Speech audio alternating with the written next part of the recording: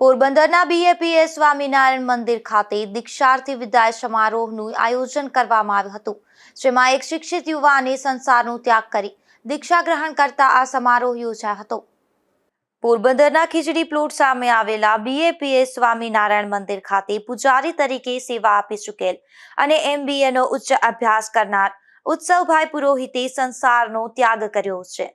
તેઓએ જણાવ્યું હતું કે ભારત વર્ષની ભૂમિ એ ત્યાગની ભૂમિ છે. આત્માના મોક્ષ માટે અને જગતના હિત માટે સંસારનો ત્યાગ કરી ભગવાન અને ગુરુના ચરણે સમર્પિત થવું એ ભારતની દિવ્ય પરંપરા છે.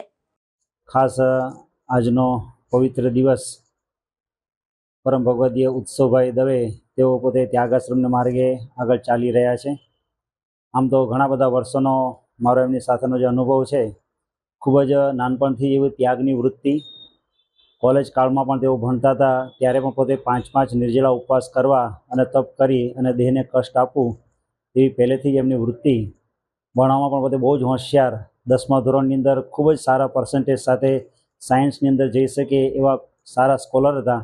પણ છતાં પણ કેવળ ને કેવળ મહંત સાહેબ મહારાજને રાજી કરવા માટે એમણે કોમર્સ લાઈન લીધી અને BBAનો પણ ખૂબ સારો ઉચ્ચ અભ્યાસ અહીંયા કુઢાણીયા કોલેજમાં પૂર્ણ કર્યો. અને ત્યાર પછી તેઓ MBA કરવા માટે ગાંધીનગર ગયા અને પહેલેથી જ મનમાં એવી વૃત્તિ કે આપણે ત્યાગી થઈ અને એક સમાજની ખૂબ સારી ઉચ્ચ પ્રકારની સેવા કરવી. ઉત્સવભાઈ સાધક હવે તેઓ પોતે દીક્ષા ગ્રહણ કરવાના છે. એ નિમિત્તે એમના વિદાય સમારંભની અંદર સારંગપુર સંત તાલીમ કેન્દ્રના સૌથી અમારા મુખ્ય સંત પૂજ્ય જ્ઞાનેશ્વર સ્વામી, અમારા ગુરુજી સંત કે જેમના હાથ નીચે બધા સંતો તૈયાર થતા હોય છે, સાથે સાથે પૂજ્ય અક્ષરચરણ સ્વામી, આ બંને વરિષ્ઠ સંતો, વડીલ સંતો આજે ખાસ અહીંયા પોરબંદરના આંગણે પધાર્યા છે અને એમના સાનિધ્યની અંદર આ વિદાય સમારોહ અત્યારે ગોઠવાઈ રહ્યો છે. આવા સંતોની પ્રેરણાથી, એમના આશીર્વાદથી આપણો ત્યાગાશ્રમ પણ પાર પડતો હોય છે. જય સ્વામિનારાયણ. ભગવાનની જય. ઉત્સવ દવે મારું નામ છે.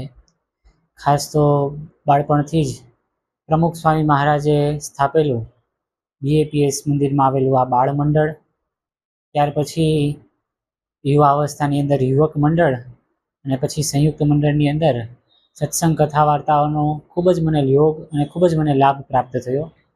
ત્યાં પણ BAPS સંસ્થાના સુશિક્ષિત સંતોને જોઈ અને હું જ્યારે નાનો હતો ત્યારથી જ મને એક આકર્ષણ કે આ સંતો કેટલું દિવ્ય કાર્ય, સમાજ માટે પોતાનો ઘર-બારનો પણ ત્યાગ કરે અને હિન્દુ ધર્મ, સનાતન ધર્મ માટેની અસ્મિતા આપણને પણ હોય.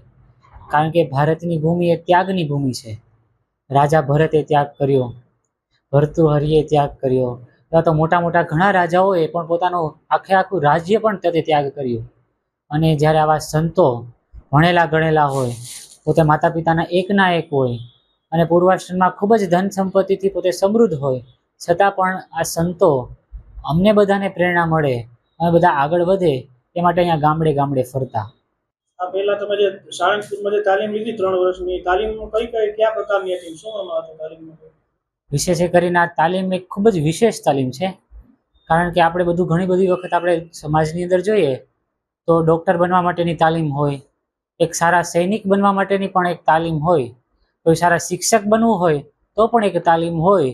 તો પ્રમુખ સ્વામી મહારાજનો એવો દિવ્ય વિચાર કે આ જેમ આ બધા પણ સમાજની સેવા કરે છે, એવી જ રીતે સાધુઓ હોય, જે સંત હોય, એને પણ સમાજની સેવા કરવી. એટલે પ્રમુખ સ્વામી મહારાજે આ ટ્રેનિંગ સેન્ટરની સ્થાપના સારંગપુરની અંદર કરી અને જ્યારે શરૂઆત કાળની અંદર યુવાન પોતે સાધુ થવાની ઈચ્છા ધરાવતો હોય, માતા પિતાની રજા લઈને પોતે ત્યાં આગળ જાય સારંગપુરની અંદર, અને ત્યાં અમે દેશ પરદેશના બધા જ ભાઈઓ અમારા જે સાધુ થવા આવ્યા હોય, અમારે એક જ સાથે રહેવાનું, સાથે સામૂહિક રીતે જમવાનું અને ત્યાં આગળ તાલીમ. એટલે પોતે ડૉક્ટર હોય, એન્જિનિયર હોય, MBA થયેલો હોય, કોઈ પણ વ્યક્તિ હોય, એને નાનામાં નાની સેવા કરવામાં પણ નાનપ ન અનુભવાય એના માટે એવી પ્રકારની તાલીમ આપે. એ દેશનો હોય કે પરદેશનો હોય, એને ત્યાં સાફસૂફી કરવાની, એટલે કે ચોગાન પણ વાળવાના, ગટર, જાજરૂ આદિ એવી સફાઈ પણ કરવાની. ત્યારબાદ એ પોતે બહુ મોટો એન્જિનિયર હોય કે બહુ મોટો ડૉક્ટર હોય, પણ નાનામાં નાનો હરિભક્તો જે જમે એના એઠા ભાષણ પણ એ ત્યાં આગળ અમારે બધાને ઉટકવાના, એવી એક તાલીમ હોય.